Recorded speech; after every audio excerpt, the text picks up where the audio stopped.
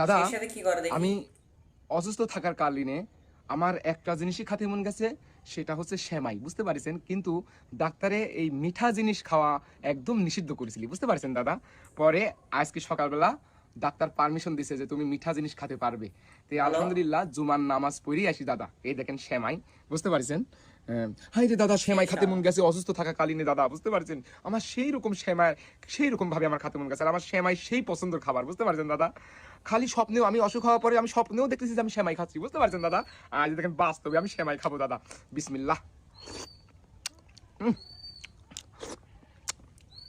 আমি অসুস্থ থাকাকালীনে তোমাকে এত খাতে মন গেছে, জানো তুমি?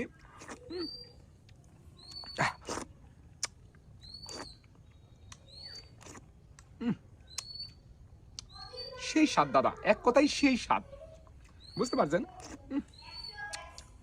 আমার সেমাই সেই পছন্দের খাবার দাদা।